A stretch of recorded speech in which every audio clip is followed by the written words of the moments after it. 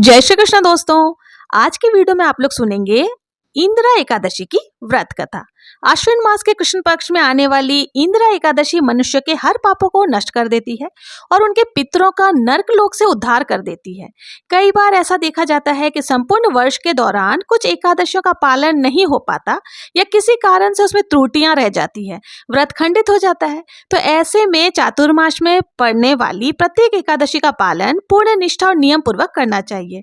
और उसमें से भी आज की एकादशी यानी कि इंदिरा एकादशी पितृपक्ष के विशेष समय में आ रही है। किसी परिवार में अगर किसी पूर्वज की या किसी परिवार के सदस्य की आकस्मिक मृत्यु हो गई हो या उनकी ऊर्ध्व गति नहीं हो पाई हो, तो ऐसे में आज की एकादशी उन्हें अर्पित करनी चाहिए।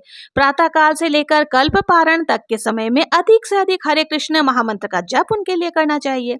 उपवास का पालन करना चाहिए, भगवान की भक्तिमय सेवा करनी चाहिए और कल्प निर्धारित समय के अंदर उनका पारण भी करना चाहिए। जब पारण करते हैं तो उस समय विशेषकर भगवान श्री हरि विष्णु से उस जीवात्मा के उद्धार के लिए प्रार्थना करनी चाहिए और अपनी एकादशी का फल उन्हें समर्पित करनी चाहिए। जब हम इस प्रकार से अपनी एकादशी का फल हमारे पूर्वजों को, पितरों को अर्पित करते हैं तो न केवल वे संतुष्ट होते हैं अपितु उनका नर्क लोक की यातनाओं से भी उन्हें मुक्ति मिल जाती है। इसलिए इंदिरा एकादशी अत्यंत महत्वपूर्ण है, जो हमें अपने पितरों का ऋण चुकाने का एक सुअवसर प्रदान करती है। तो चलिए ऐसी अत्यंत मंगलमय एकादशी के उपलक्ष्य में हम उसी से जुड़ी हुई इस पौराणिक कथा का श्रवण करते हैं। आइए आज की इंदिरा एकादशी व्रत की कथा आरंभ करते हैं। एक समय महाराज युधिष्ठिर ने भगवान श्री कृष्ण से पूछा, हे मधुसूदन, आप कृपा करके मुझे यह बताइए कि अश्विन मास के कृष्ण पक्ष में कौन सी एकादशी आती है? इस एकादशी का महात्म्य क्या है? इसका पालन कैसे करना चाहिए और क्या पूर्व काल में किसी ने इसका पालन किया था? यह सुनकर भगवान श्री कृष्ण कहते हैं, हे महाराज युधिष्ठिर, आपका प्रश्न जन कल्याण के लिए है। अब ध्यान पूर्वक सुनिए। आश्विन मास के कृष्ण पक्ष में आने वाली एकादशी को इंदिरा एकादशी के नाम से जाना जाता है। ये पितृपक्ष में आने वाली विशेष एकादशी तिथि है। इसका पालन करने से मनुष्य के समस्त पापों का नाश हो ही जाता है, अपितु वो अपने पूर्वजों का उद्धार भी करते हैं। अगर किसी के पूर्वज नरक लोक की यात्रा में है या किसी की दुर्गति हुई है, तो ऐसे में इस एकादशी का पालन करके उसका फल अगर उस पूर्वज को अर्पित कर दिया जाए तो उसका उद्धार हो जाता है, उसे मोक्ष की प्राप्ति हो जाती है। और ऐसा ही एक प्रसंग बहुत पहले समय में हुआ था। एक समय सतयुग के अंदर इंद्रसेन नाम के एक विख्यात राजा राज्य करते थे। वो राजा हर प्रकार की सुख, समृद्धि, संपत्ति और ऐश्वर्य से संपन्न थे। वे धार्मिक थे, भगवान विष्णु के भक्त थे और सदैव भगवान की सेवा भक्ति में, पूजा में अपनी कर्तव्य निष्ठा से संलग्न रहते थे। वे ना तो कभी धर्म की हानि करते थे और ना होने देते थे। वो महिष्मतिपुरी में निवास करते थे और वहीं से संपूर्ण पृथ्वी का पालन करते थे। एक दिन राजा अपने राजभवन में बैठे हुए थे, सभी मंत्रियों के साथ विचार विमर्श कर रहे थे और ऐसे में भगवान के शुद्ध भक्त नारद मुनि का आगमन होता है। जैसे ही नारद मुनि आकाश मार्ग से नीचे आते हैं, उसी क्षण राजा इंद्रसेन षोडश उपचार से उनका पूजन अर्चन करते हैं। उनके एक बैठने के लिए सुंदर आसन प्रदान करते हैं। जब इस प्रकार आदित्य सत्कार संपन्न करके नारद मुनि उस आसन पर विराजमान होते हैं, तब राजा नारद मुनि से पूछते हैं, हे देवर्षि नारद, आपका आगमन अत्यंत कल्याणकारी है। कृपया बताएं किस उद्देश्य की पूर्ति के लिए आज आपका पवित्र आगमन मेरे राजमहल में हुआ है। यह सुनकर नारद मुनि अत्यंत प्रसन्न हुए। उन्होंने राजा से कहा, हे राजन, मैं ब्रह्मलोक से यमलोक में गया था। उस समय यमराज मेरी पूजन कर रहे थे और उसी समय उस यमराज की सभा में मैंने तुम्हारे पिताश्री को भी देखा। वे अत्यंत दुखी थे, कष्ट भुगत रहे थे। उन्होंने व्रत भंग का दोष किया था और इसलिए वहां पर आए थे और उन्होंने तुम्हारे लिए एक संदेश भेजा है। उन्होंने कहा है कि पुत्र, मुझे इंदिरा एकादशी का व्रत का पुण्य प्रदान करो। अब मैं यहाँ अधिक समय नहीं रह सकता, मुझे तीव्र ही स्वर्ग में भेजो। उनका यह संदेश लेकर मैं आपके पास आया हूँ। अब आप अपने पिता को स्वर्ग लोक की यात्रा करवाना चाहते हैं तो इंदिरा एकादशी का निष्ठापूर्वक पालन कीजिए और इसी के पुण्य फल के प्रभाव से आपके पिता इस दुर्गम नरक की यात्रा से बाहर आ पाएंगे। ये सुनकर राजा ने नारद मुनि से इस इंदिरा एकादशी के व्रत की संपूर्ण विधि जानी और फिर नारद मुनि के कहे अनुसार जब योग्य समय आया तो उन्होंने इस इंदिरा एकादशी व्रत का पालन किया और इसके परिणाम स्वरूप राजा स्वयं अपने संपूर्ण परिवार के साथ अपने पिता को मोक्ष प्रदान करवाने में सफल रहे। उन्होंने अपने पितरों का विशेष आशीर्वाद प्राप्त हुआ और जीवन के अंत में उन्होंने बैकुंठ लोक की ओर गमन किया। तो ये थी इंदिरा एकादशी की बहुत ही पौराणिक कथा। एक और कथा चलिए श्रवण कर लेते हैं। ये अत्यंत पौराणिक समय की बात है। वैवस्वत मनु के प्रपौत्र और राजश्री नाभा के पुत्र थे महाराज अम्बरीश। सप्तद्वीपों से युक्त संपूर्ण पृथ्वी के एक चक्रीय शासक। उनके पास इतना ऐश्वर्य और संपत्ति थी जिसकी कल्पना भी नहीं की जा सकती थी। अब देखिए, कई बार हमने देखा है कि व्यक्ति के पास थोड़ी सी संपत्ति और सत्ता आ जाती है तो वो उसके मद में चूर हो जाता है। इसके विपरीत जब कोई दरिद्र हो जाता है और वैराग्य दिखाए तो वो भी सरल है और समझा जा सकता है। लेकिन संपूर्ण पृथ्वी का ऐश्वर्य अगर किसी के पास हो और फिर भी वो वैराग्य और भक्ति के चरम लक्षणों को प्रकट करे, ये सिर्फ महापुरुषों के वश में ही होता है। अम्बरीश महाराज भी ऐसे ही परम भक्त और सर्वोच्च कोटि के राजा थे। उनके लिए उनके संपत्ति का सागर स्वप्न समान था। इस भौतिक जीवन की नश्वरता से भली भांति परिचित अम्बरीश महाराज सदैव परम भगवान की भक्ति में लीन रहते थे। अपने दैनिक कार्यों में सदा ही वे भगवान श्री कृष्ण को समर्पित रहते थे और अपनी प्रत्येक इंद्रियों को भगवान की सेवा में नियुक्त करते थे। उनके समान ही उनकी प्रजा भी थी जो अपना अधिकतर समय भगवान के पवित्र नामों का जप, कीर्तन और सेवा में लगाती थी।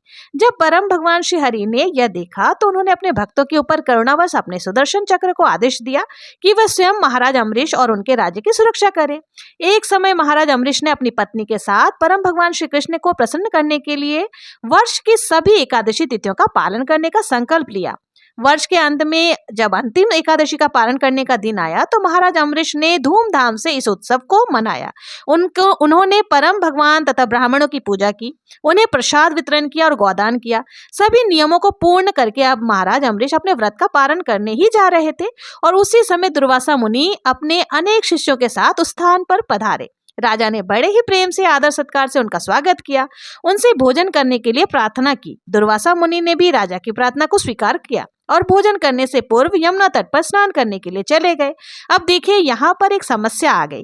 राजा अम्बरीश को निर्धारित समय पर अपने एकादशी व्रत का पालन करना था और वे दुर्वासा मुनि की प्रतीक्षा करते रहे, लेकिन काफी समय बीत गया और दुर्वासा मुनि नहीं आए। अब पारण का समय भी निकला जा रहा था, सिर्फ एक घड़ी शेष रह गई थी। अब ऐसी स्थिति में राजा अम्बरीश के समक्ष धर्म संकट खड़ा हो गया। अगर वो इस घड़ी में पारण नहीं करते हैं तो उनका संपूर्ण वर्ष की एकादशी का व्रत टूट जाएगा, खंडित हो जाएगा। अगर वो पारण कर लेते हैं तो दुर्वासा मुनि को बुरा लगेगा, उनका अपमान हो जाएगा।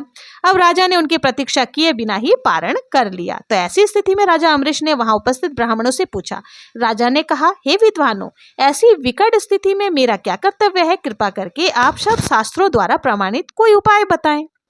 राजा की स्थिति को देखते हुए ब्राह्मणों ने कहा, हे राजन, इस स्थिति में शास्त्रों का कथन यही है कि आपने इन सभी एकादशियों का पालन संपूर्ण निर्जल रहकर किया है।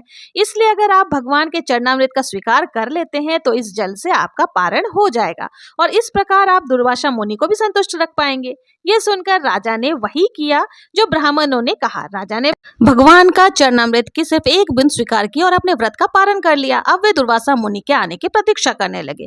अब देखिए, इधर स्नान करने गए हुए दुर्वासा मुनि को समाधि में ही इस बात का पता चल गया कि अम्बरीश महाराज ने जल ग्रहण कर लिया है और इस बात से दुर्वासा मुनि को अत्यंत क्रोध आ गया। उन्होंने सोचा, एक तुच्छ क्षत्रिय राजा ने मेरा अपमान किया है, मुझे भोजन के लिए आमंत्रित करके स्वयं मुझसे पहले जल ग्रहण कर लिया, उसकी इस उद्दंडता की सजा उसे अवश्य ही मिलनी चाहिए। यह सोचकर दुर्वासा मुनि ने क्रोध में अपने बालों की एक लट जोर से खींचकर निकाली। देखते ही देखते उस लट ने एक विशालकाय अग्नि राक्षस कृत्य का रूप ले लिया। यह एक ऐसा अग्नि दैत्य था जो संपूर्ण पृथ्वी को अपनी लपटों में समा सकता था। दुर्वासा मुनि ने उस कृत्य को आदेश देते हुए कहा, जाओ इसी क्षण उस अभिमानी राजा अम्बरीश को जलाकर भस्म कर दो। वो ब्रह्मज्ञानी ऋषियों के लिए शत्रु रूपी है, उसने हमारा घोर अपमान किया है, शीघ्र जाओ उसे भस्म कर दो। अब आज्ञा पाते ही कृत्य पहुंच गया राजा अम्बरीश के समक्ष। महाराज अम्बरीश भी समझ गए कि क्या हुआ है, लेकिन वे भगवान के शुद्ध भक्त थे। कृत्य को देखकर वे थोड़े से विचलित नहीं हुए। उन्होंने उसे दुर्वासा मुनि का आशीर्वाद समझकर स्वीकार किया और हाथ जोड़कर उसके समक्ष खड़े हो गए।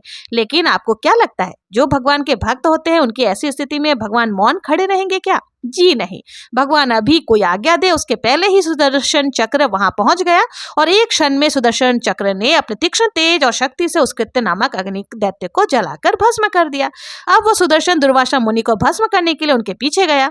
जब दुर्वासा मुनि को यह पता चला कि वे अत्यंत लज्जित और भयभीत होकर सुदर्शन से बचने के लिए चारों ओर भागने लगे।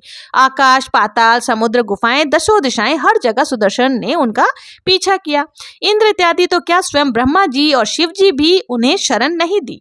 आखिर भगवान शिव ने उन्हें दया करके भगवान श्री विष्णु के पास जाने का सुझाव दिया। भय से कांपते हुए मुनि दुर्वासा उसी क्षण भगवान नारायण के पास पहुंचे और उनसे प्रार्थना करते हुए कहने लगे, हे प्रभु, आप इस संसार के आदि और अंत है। आपके नाम का स्मरण करने मात्र से व्यक्ति नरक के जीवन से मुक्त हो जाता है।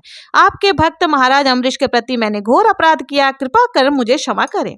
प्रभु मुझे क्षमा करें। अब देखिए, भगवान हरि अपने वक्ष स्थल पर भृगु ऋषि की लात को सह सकते हैं, अपना अपमान वो सह सकते हैं, लेकिन अगर कोई उनके भक्त की निंदा करे या भक्त के प्रति कोई अपराध करे तो भगवान उसे कभी भी क्षमा नहीं करते। इसलिए भगवान श्री नारायण ने दुर्वासा ऋषि से कहा, मैं संपूर्ण रूप से अपने भक्तों के वश में हूँ। निसंदेह मैं थोड़ा भी स्वतंत्र नहीं हूँ, क्योंकि मेरे भक्त भौतिक इच्छाओं से पूर्णत रहित होते हैं। इसलिए मैं उनके हृदय में ही निवास करता हूँ। मुझे सिर्फ मेरे भक्ति नहीं, अपितु मेरे भक्तों के भक्त भी अत्यंत प्रिय है। मेरे शुद्ध भक्त किसी भी अवस्था में किसी भी भौतिक चीज की इच्छा नहीं करते और अपना सर्वस्व त्याग कर सदैव मेरे चिंतन में लीन रहते हैं। ऐसे भक्तों को मैं कैसे त्याग सकता हूँ? तुमने महाराज अम्बरीश का घोर अपमान करके अपने द्वेष के प्रदर्शन किया, इसलिए बिना समय गंवाए इसी क्षण तुम मेरे प्रिय भक्त राजा अम्बरीश के पास जाओ, उनसे क्षमा की याचना करो और मुझे विश्वास है वो तुम्हें जीवन दान अवश्य देंगे। जाओ। भगवान श्री विष्णु की बात सुनकर दुर्वासा मुनि उसी क्षण राजा अम्बरीश के पास गए। उन्होंने राजा के चरणों में गिरकर उनसे क्षमा मांगी और अपने इस घोर अपराध के लिए प्रायश्चित करने लगे। महाराज अम्बरीश अत्यंत विनम्र होने के कारण ऋषि को इस अवस्था में देखकर लज्जित होने लगे और उन्होंने दयावश सुदर्शन से दुर्वासा ऋषि की रक्षा की के लिए प्रार्थना की। राजा की प्रार्थना सुनकर सुदर्शन चक्र वापस चला गया। दुर्वासा मुनि ने राजा की स्तुति की और उन्हें आशीर्वाद प्रदान किया और इस प्रकार भगवान ने अपने एक शुद्ध भक्त के गुणों का प्रचार किया। तो चलिए आने वाली इस परम पवित्र एकादशी व्रत की तैयारी करते हुए महाराज अम्बरीश जैसे भगवान के शुद्ध भक्तों के चरणों का अनुगमन करते हैं और परम भगवान श्री कृष्ण को प्रसन्न करने का प्रयास करते हैं। श्रीमन नारायण नारायण हरि हरि, श्रीमन नारायण नारायण हरि हरि। तो दोस्तों, ये थी इंदिरा एकादशी व्रत की कथा। आप लोगों को ये वीडियो कैसी लगी? अगर जरा भी यूजफुल लगी हो, उपयोगी लगी हो, तो प्लीज कमेंट में श्रीमन नारायण नारायण लिखना ना भूलें। मिलते हैं नेक्स्ट वीडियो में किसी और पूजा विधि के साथ, किसी और व्रत कथा के साथ। तब तक के लिए जय श्री कृष्णा, जय श्री हरि विष्णु।